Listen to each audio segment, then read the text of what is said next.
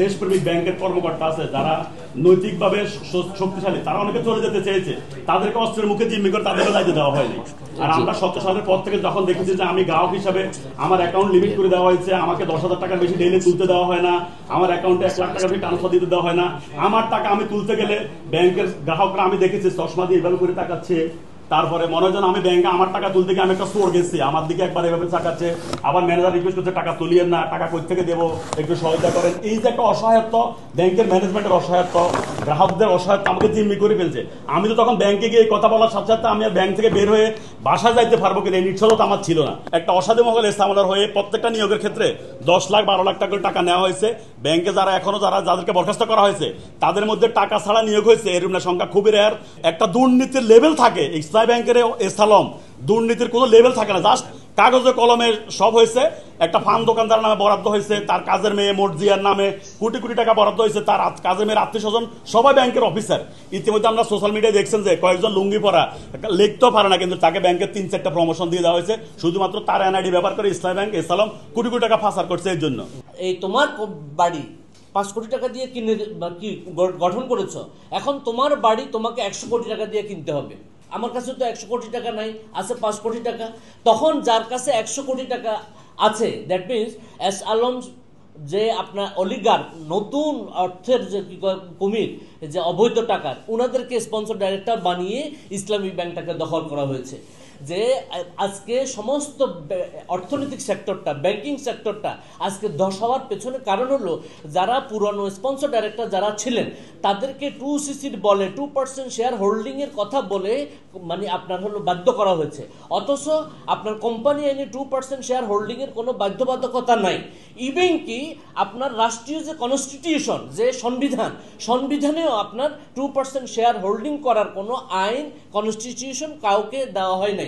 স্বায়ত্তশাসিত প্রতিষ্ঠান যদি আপনার হলো রাষ্ট্রীয় সিদ্ধান্ত বা রাষ্ট্রীয় অভিপ্রায় আপনার হলো পালন করতে গিয়ে আমি আমার বাড়ি থেকে বিতাড়িত হই, আমি কি এখন আমি এতদিন কথা বলতে পারি নাই বিধায়, আগে কথা বলতে পারি নাই বিধায় আমার দাবি কি আমি করতে পারি না? অবশ্যই পারি, কারণ এই ইসলামী ব্যাংক বাংলাদেশের শিক্ষিত জনগোষ্ঠীকে আপনার এই ব্যাংকের জনশক্তিতে পরিণত করেছে। শিক্ষিত বেকার যুবকদেরকে চাকরি দিয়েছে কারা? তারা হলো যারা প্রকৃত শিক্ষিত তারা। আমরা দেখেছি ইসলামী ব্যাংকে আমরা যখন যাই আপনার তাদের শিক্ষার কোনো বালাই ছিল না, কাদেরকে এখানে ঢুকিয়েছে?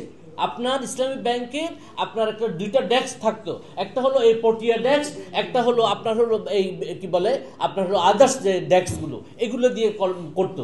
সো আমরা এখানে বলতে চাই পুরনো ডাইরেক্টর যারা আছে তাদেরকে ফিরিয়ে আনা হোক এবং এস আলমের কাছে যতগুলো শেয়ার 82% শেয়ার হোল্ডিং আছে এগুলোকে আপনার ইসলামী ব্যাংকে ফিরিয়ে এনে ইসলামী ব্যাংকে এবং অন্যান্য ব্যাংক যেগুলো আছে এগুলো শৃঙ্খলা প্রতিষ্ঠার জন্য অবশ্যই বাংলাদেশ ব্যাংক, অর্থ মন্ত্রণালয়, এনবিআর এবং রাষ্ট্রীয় পর্যায় থেকে আপনার উদ্যোগ নেওয়ার জন্য আমরা জোর দাবি জানাই। ফরওয়ার্ড ব্রোকিং সমস্ত ইন্ডাস্ট্রিতে বিনিয়োগ করেছে।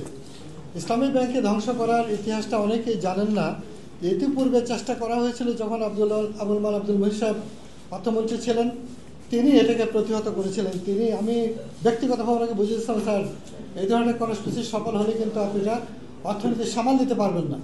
তো তারা আবুল মাল আব্দুল মুহিত সাহেব কিন্তু সেটা বুঝেছিলেন এবং তিনি তার হাত দিয়ে ইসলামী ব্যাংকটা যে ধ্বংস করার চেষ্টা করেছিল, বন্ধ করার চেষ্টা করেছিল, তখন সেটা সফল হয়নি। সেখানে গভর্নর আতিউর রহমান সাহেবও কিন্তু এইটার আমি বলবো যে হেল্প করেছিলেন যাতে ইসলামী ব্যাংক বন্ধ না হয়। পরবর্তীতে তারা বড় রকমের ষড়যন্ত্র করলো এবং রাষ্ট্রীয় সংস্থা ডিজিএফআইকে ব্যবহার করে যা করেছে তার ফলে আজকে যে বাংলাদেশে আমাদের সকলের জীবনে যে দুর্বিষহ অবস্থা, টাকার মূল্যের অধঃপতন, দ্রব্যমূল্য বৃদ্ধি, ইনফ্লেশনের কারণ, সারা পৃথিবীতে বাংলাদেশের বিপর্যয়ের অন্যতম কারণ হচ্ছে ব্যাংকিং সেক্টরে এই ভয়ঙ্কর অবস্থা। বাংলাদেশকে যদি নিজ পায়ে দাঁড় করাতে হয় তাহলে কিন্তু নতুন দর্শন চিন্তা করতে হবে অর্থনীতির। যে রাজনীতি ওই অলিগার্ক তৈরি করে, যে রাজনীতি পলিটিক্যাল ইকোনমি আজকে যারা ব্যবসা ছাড়া ব্যাংকের মালিক হতে পারে তার বন্ধ হওয়া উচিত। তা যেন কখনো আগামীতে না হয়। এই শহীদরা যারা রক্ত দিয়ে পরিবর্তন এনে আজকে আমাদের এই কথা বলার সুযোগ করে দিল, নতুন করে ইসলামী ব্যাংক এখন ঘুরে দাঁড়াবার চেষ্টা করছে। দেখেন মাত্র 1 বছরে ডলারের দাম আবার কমতে দিকে আসছে। বাংলাদেশ ব্যাংক উল্টো ডলার কিনে টাকার দামকে কিন্তু আপনার ধরে রাখতেছে, ডলারের দাম কিন্তু আরও কমে যেতে পারতো, আরও কমতো। বাংলাদেশ ব্যাংক ইন্টারভেন করে করছে না। অতএব বর্তমান সরকার, আমি বলবো যে অর্থনীতিকে তারা যতটুকু বেড়েছেন তারা কিন্তু ভালো ম্যানেজ করেছেন। এতে বোঝা যায় যদি দুর্নীতিকে রোধ করা যায়, অলিগারদের থেকে মুক্ত করা যায়, ব্যাংকিং খাতে শৃঙ্খলা আনয়ন করা যায়, তাহলে বাংলাদেশের অর্থনীতি ঘুরে দাঁড়াবে। নিরপেক্ষ, সত্য প্রকাশে আপোষহীন।